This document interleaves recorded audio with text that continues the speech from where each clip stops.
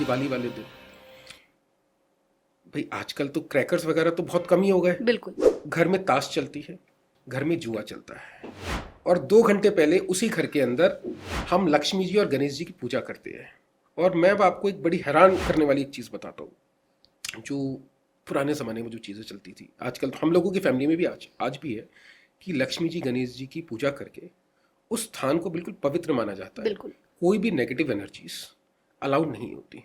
और एक तरफ आप गणेश जी लक्ष्मी जी की पूजा करते हैं और वहीं आपने एल्कोहल चल रहा है, वहीं डीजे चल रहा है, और वहीं ड्रग्स चल रहे हैं, वहीं ताश चल रही है जिसको जुआ बोलते हैं। आजकल बिना यंग जनरेशन तो ताश एक्सेप्ट नहीं करती है। हाँ, सबको पैसा लगाना है। क्या इसके बारे में आप बोलना चाहते हैं? क्या वो एनर्जी पूरे साल आपके घर में कैसी एनर्जी आएगी उससे? ज्योतिष का एक्चुअल मीनिंग क्या है? ज्योति और ईश्वर के द्वारा दी हुई लाइट। तो जो ईश्वर ने हमें लाइट प्रदान करी है, बस मैं वही लाइट दूसरों को दिखाना चाह रही हूँ कि उनकी लाइफ में चीज़ें ठीक हों और बैलेंस बने। इस पॉइंट पे मैं थोड़ा सा आपको हाईलाइट दूंगी संस्कार। देखिए, फैमिली के संस्कार और जो बैकग्राउंड होता है ना, इस पे बहुत इम्पैक्ट डालता है। मेरी फैमिली में मेरे 2 बेटे हैं, उनका एक बेसिक नेचर शुरू से स्टार्टिंग से है कि मम्मा किसी के भी साथ खड़ी हैं और वो कोई बड़ा इंसान है तो मुझे पैर छूने। राइट। तो ये सिखाया नहीं है, उन्होंने देखा कि मैं सबके पैर छू रही हूँ, इसलिए उन्हें झुकना है और पैर छूने। तो आप जिस तरीके के संस्कार दे रहे हैं वो कहीं ना कहीं आपको रिफ्लेक्ट देंगे, और जब वो इफेक्ट भी देंगे या वो रिफ्लेक्शन भी देंगे, तो चाहे आप दिवाली का त्यौहार कह रहे हैं, देखिए दिवाली वाले दिन आप लक्ष्मी जी की पूजा करते हैं, लेकिन बाकी के 365 दिन होते हैं, तो 364 दिन में कितने लोग हैं जो घर की लक्ष्मी को एक्चुअल लक्ष्मी समझते हैं?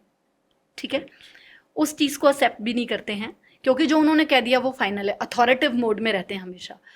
पहले तो जो घर में लेडीज़ हैं, फीमेल्स हैं, उनकी रिस्पेक्ट बहुत ज़रूरी है।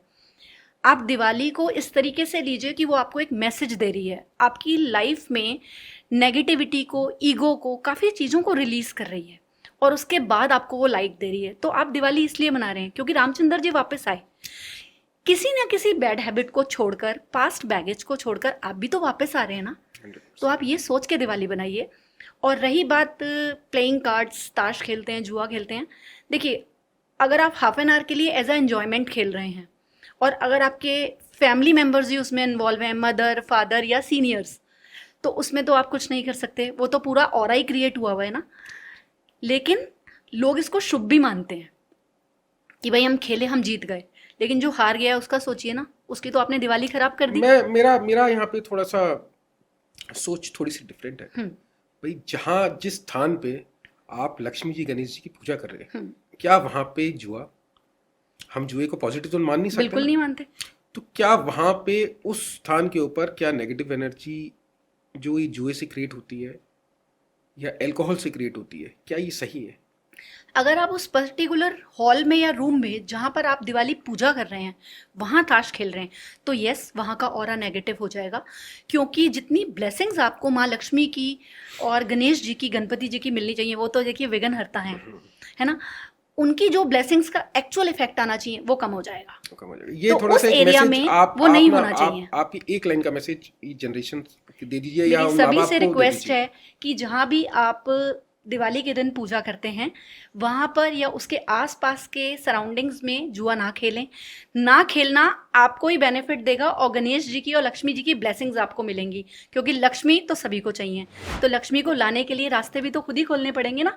एक छोटी सी हैबिट अगर आप डेवलप करते हैं तो आप देखिएगा आपकी लाइफ में मिरेकल का काम करेगी।